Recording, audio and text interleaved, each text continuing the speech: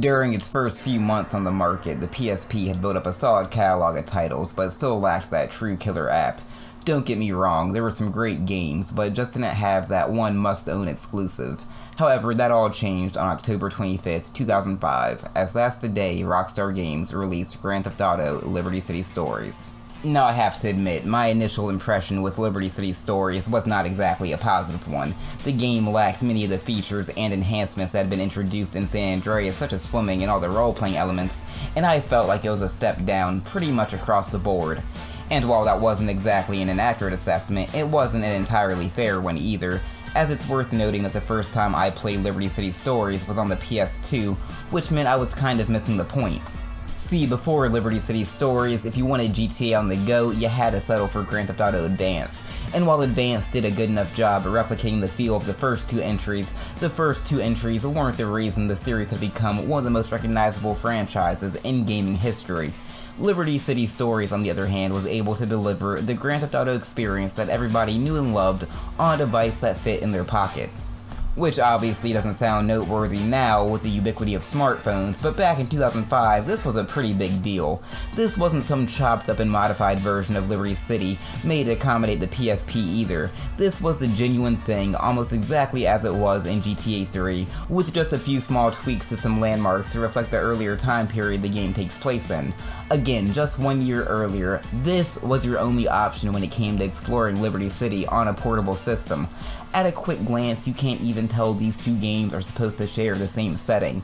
The idea that the PSP was capable of delivering a faithful recreation of Liberty City seemed too good to be true, yet there it was, working exactly as advertised. And it was filled with all the same diversions we'd come to expect, such as the ability to partake in various odd jobs, such as acting as a taxi driver or paramedic, or engage in more illicit activities, such as street races and good old-fashioned rampages. And as it turned out, these side activities were the perfect fit for gamers on the go. In fact, the whole game seems built around the idea of providing players with a quick fix, as most of the main missions are pretty simplistic in terms of design and can be knocked out in a handful of minutes.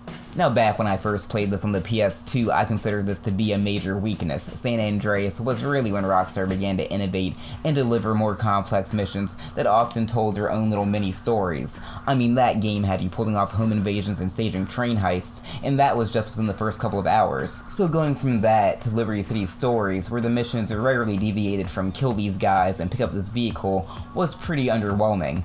But when looking at Liberty City Stories as a PSP game, which it was originally designed to be, that design philosophy makes perfect sense. I mean, the last thing you want to do is lock somebody into an epic half-hour-long mission when they were just looking to kill some time on the bus. That being said, Liberty City Stories does have some issues that can't be hand-waved away simply due to its portable origins.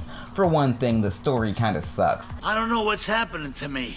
It's not even really a story, it's more like a collection of loosely connected sketches. I mean, shortly after you arrive in Staten Island, you find yourself doing jobs for a priest for some reason, only for it to be revealed that the priest is actually a reporter who's using Tony to help draft subscriptions to his paper, and it's just as nonsensical as it sounds. Hey, what the fuck? And it really didn't help that pretty much every single character you encounter is completely unlikable. Yes, the GTA universe has a tendency to be populated by a bunch of assholes, but they're usually lovable or at the least endearing assholes. Like, yeah, Ryder's a dick and betrays Grove Street, but he's unintentionally hilarious and seems like he'd be fun to smoke a blunt with. On the other hand, I wouldn't want to spend any amount of time with the characters in Liberty City Stories, least of all Tony. I know he was a mama's boy in GTA 3, but he didn't seem like this much of a whiny bitch. What can I do, Ma? You know I'd do anything for you. And while driving around Liberty City was more enjoyable than ever before, thanks to the inclusion of motorcycles, the controls took a bit of a nosedive whenever you found yourself on foot. For one thing, the camera often doesn't know what to do with itself in tight spaces, and you can quickly find yourself becoming disoriented whenever this happens. Even more annoyingly though, the lock-on system doesn't really seem to prioritize threats, as I frequently found myself cycling through every hapless civilian before I finally targeted the person who was actually shooting at me. And the game lacks any sort of cover system, so I'm pretty sure you can all imagine how this could quickly become annoying whenever you had to deal with a large group of enemies. With these issues and its stripped down back to basics approach, it'd be pretty easy to write Liberty City Stories off as a non-essential entry to the series, but that'd be doing it a disservice. because in its own way, it was every bit as revolutionary as its predecessors, redefining what we thought was possible from a handheld, and proving that Sony's small system was still capable of delivering some of gaming's biggest adventures. I give Grand Theft Auto Liberty City Stories 8 wisecracking prostitutes out of 12.